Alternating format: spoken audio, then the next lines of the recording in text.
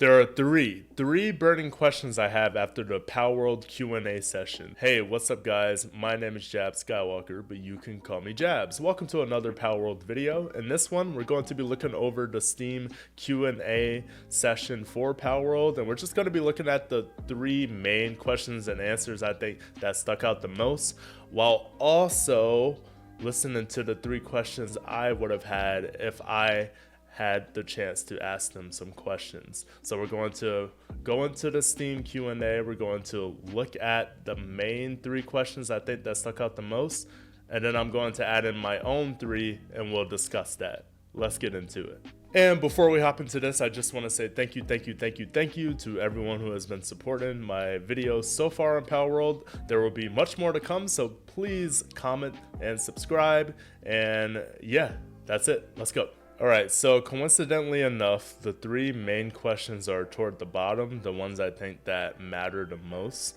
So that is going to be these three right here. So let's dive into the first one. And again, if you guys want to read through all of this, I'll put a link in the comment section below so you guys have easy access to it.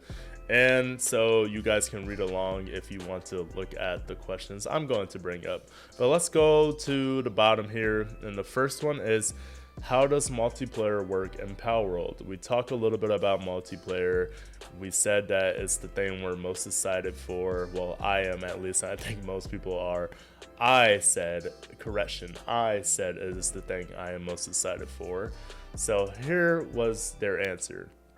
They said, you can play Palworld with up to 3 friends by simply starting a multiplayer game and inviting them from 4-player co-op. Beyond this, you can create a dedicated server which will allow for up to 32 players to play in the same world and create guilds together. We will provide the tools to create these servers yourself at launch. So it sounds like for multiplayer, it's not just going to be you and your squad. Excuse me, which is awesome. They did say it was open world. They didn't really specify until now how many players would be, I guess, in a server. So I'm glad to hear it's 32. That's not crazy. It's still going to make the gameplay interesting. Still going to make it fun and challenging having that many other people around you. I think it's still going to work though. 32 players seems very legit for this game. And the fact that you can create guilds together, definitely going to be a lot of cooperative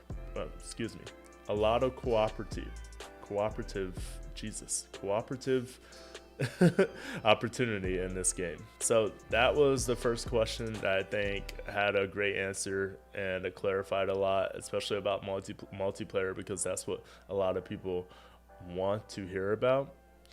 And here's the second one. It says, can I use my single player character in multiplayer too? At the moment, partially yes. Your character is bound to your world and is not shared across servers or a single player. So I'm glad they're honest here. I like the honesty because they're like partially yes. So this makes me think that it's sort of guess Genshin Impact type thing, because this is what they say after. However, if you are the host of a co-op game, then you can switch between single player and multiplayer freely, but your guests will not be able to do this. We plan to provide a server/safe transfer method later on during development. So yeah, it's sort of like, you know, if you're the person who started the co-op game, you have a little more control.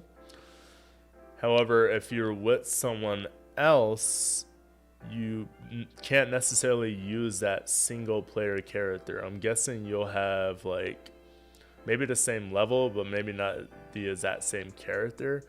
This is a little confusing. I kind of get what they're saying now. Like I said, I think it's sort of like Genshin Impact a little bit. So yeah, that I think needs a little more clarification, especially the partially yes part. But you know, they definitely explain later on, you know, you can switch between single player and multiplayer freely, so that's good. But the fact that your guests can't do this, it makes me think, okay, so when you're playing with other people and you're not in their world, so to speak, who are they playing? Like, if not their single player character? So that raised an eyebrow for me. I'm not sure what that means, but we will find out later on in development, like they say. And here is the third question and answer that I thought was very interesting. Does Palworld support modding Steam Workshop? And they say Steam Workshop support won't be supported straight away, but we plan to add it after launch. Palworld is made in Unreal Engine 5, and we look forward to seeing what sort of mods people come up with. So this game, although it is obviously a major title, I guess, I mean, it's going to be on Game Pass, you'll be able to kind of mess around with it, which is cool. I like that. I don't know how to mod myself, but I can definitely see people modding some extra arms on some of these pals to make them look even creepier. Alright, so those were the three main questions and answers. I think I saw from the Q&A that I thought, yeah, I want to talk about those. They will probably breed the most conversation. Everything else is just sort of like they have a straight answer to, while these other things, they're sort of like, well, it can't be this, we're still in development. So that's why I want to bring those questions up to you guys. And now, the moment you guys have all been waiting for. What are my 3 questions that I would add on to this lovely list? Well, let's get into those right now. All right, here is my little Word doc here, and you can see the questions already. Spoiler alert. But let's go through them, and I'll talk about why I kind of brought up the question. So the first one is Palworld region-based? Of course, I'm going to ask this as someone who has played Pokemon, and I know this game is not exactly like Pokemon, it's more like Ark, I understand that, but there are Pokemon characteristics in this game, of course, so that could include what the world is like, or what they're going to do with it. So yeah, is it region-based? Like, can we expect all new pals to be in the same world where we start? Or is there going to be like a Palworld expansion or some type of other Palworld game later on, Palworld Dusk Till Dawn, I don't know, like something else. And then there's like, a brand new 150 plus pals like that we have to meet and catch and stuff like that. Like, is it going to be region based, or are they just going to add everything in one world? Because it is open world, and so are games like Ark and Pokemon technically. So that is the question I would have asked them right now. They probably would have given an answer like, they're thinking about it, they're still in development, or they might actually know.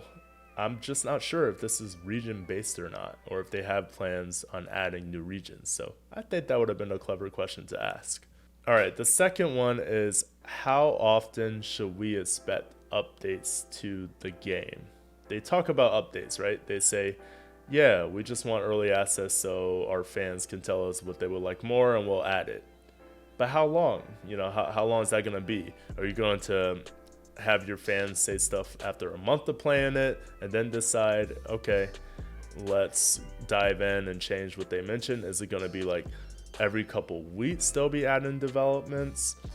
I'm just curious as to like what the window of time is and when we could expect changes, because by the off chance this game sucks when it drops, a very off chance, I'm saying this fingers crossed, I don't think it's going to suck, but by the off chance it does, we're going to want some developments pretty quick. Like, we're going to want bugs fixed and patches and stuff like that. So I would just be curious as to like, when we should expect these updates. Like, for example, for Overwatch, I mean, it seems like, every month or two they're adding updates, right? So is it going to be the same thing with Palworld? Just a question to raise, and that's it. Hopefully we can get some answers for that, guys. And the last question I'm going to bring up is, will we ever be able to switch to controlling our pals instead of the trainer / tamer, whatever? That would be, I guess, a shift in gameplay, but I can see them maybe doing this, considering this game is just so free and like open world. I don't see them not letting us control our pals for a bit. It would definitely be a unique feature That's like never really been done in like a game like this, unless you're like in battle. I don't mean in battle, I mean just like letting them roam around, letting them walk around. I think that would be really cool. I think it would definitely attract a lot of players if they can walk around as their pals instead of like as the trainer all the time. I just thought it would be a little interesting tidbit to add, something that can spark up conversation. Would you want to control your pals instead of your trainer? Probably, right? You might want to move around or fly around instead of like having to care for the trainer all the time. What if you can like leave your trainer somewhere and then you go explore as a pal and then come back, or like find something? I just think it would be a nice touch. So there you have it. Those are the 3 main questions and answers I think that came out of the Q&A for Palworld, and my own 3 questions. Do you guys have answers to my questions? Is there something I'm missing? What do you think about the questions I proposed? And did you have the same questions? Let me know all of that in the comment section below, but try not to do it in like a 500-word essay. But I will read it because I love you guys. Thank you for watching. Please like, comment, and subscribe for more Palworld videos. You guys know where to find me on Twitch as well. I hope you guys have a great rest of your day, and I hope the best of your todays are the worst of your tomorrows. I'll see you in the next Palworld video. Peace out.